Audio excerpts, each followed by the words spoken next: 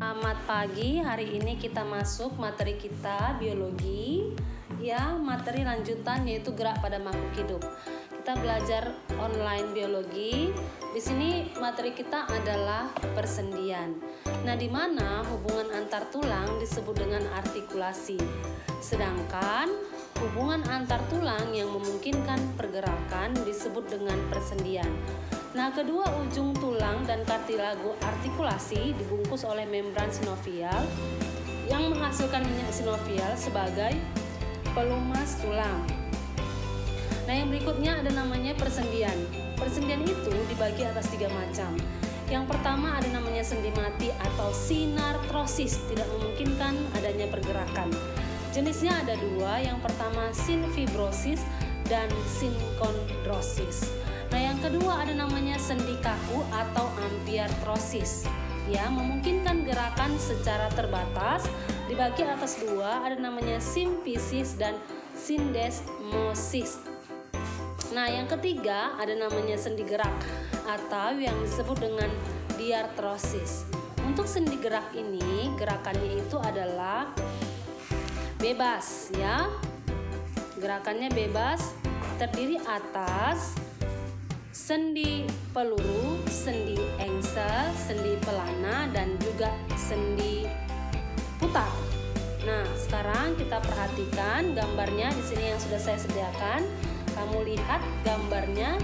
Untuk bagian-bagiannya ada sendi putar, ada sendi engsel, ada sendi pelana, dan juga ada sendi peluru. Nah, kita pelajari satu-satu. Yang pertama itu adalah sendi engsel.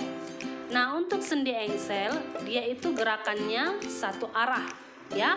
Contohnya itu lutut, siku, ruas antar jari tangan dan kaki. Yang kedua, sendi peluru.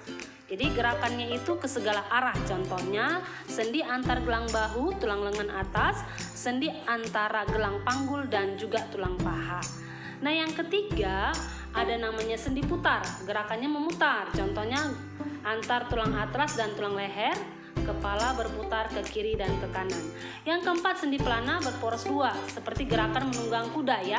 Contohnya adalah antar tulang telapak tangan dan ruas jari tangan.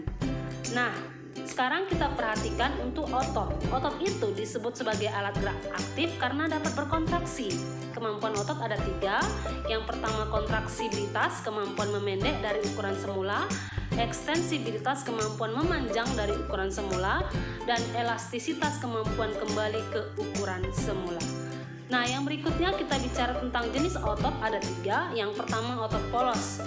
Cirinya terdiri atas sel otot polos, inti 1 letaknya di tengah, berbentuk gelendong, bekerja secara tidak sadar atau involunter, bekerja lambat sesuai dengan proses kinerja tubuh, terdapat pada saluran pencernaan, pembuluh darah, saluran pernapasan, dan reproduksi. Yang kedua ada namanya otot lurik atau rangka, terdiri atas sel otot lurik, intinya banyak dan letaknya di tengah, berbentuk silindris memanjang, bekerja secara sadar atau sesuai dengan kehendak yang disebut dengan volunteer, bekerja cepat, tidak teratur, kuat dan mudah lelah, dan terdapat pada rangka atau tulang. Nah, untuk otot rangka memiliki 2 bagian, ada namanya tendon dan empal. Tendon itu di ujung liat, bagian tengah membesar itu empal. Nah, tendon ini melekat pada tulang yang dapat bergerak namanya insersio, sedangkan tendon yang melekat pada tulang diam disebut origo. Jika otot berkontraksi maka empal akan memendek. Nah, yang ketiga itu ada namanya otot jantung, ya. Cirinya itu inti 1 dan letaknya di tengah, berbentuk silindris panjang dan bercabang-cabang, bekerja secara tidak sadar atau involunter, bekerja lambat dan teratur, terdapat pada otot jantung. Nah, sifat kerja otot itu ada 2. Yang pertama ada namanya antagonis. Yang pertama dia itu adalah fleksor bengkok dan ekstensor lurus, terdapat pada otot bicep dan tricep, abduktor jauh dan abduktor dekat, supinator menengadah dan pronator telungkup, dan depressor bawah dan elevator atas, gerakan kepala menunduk dan menengadah.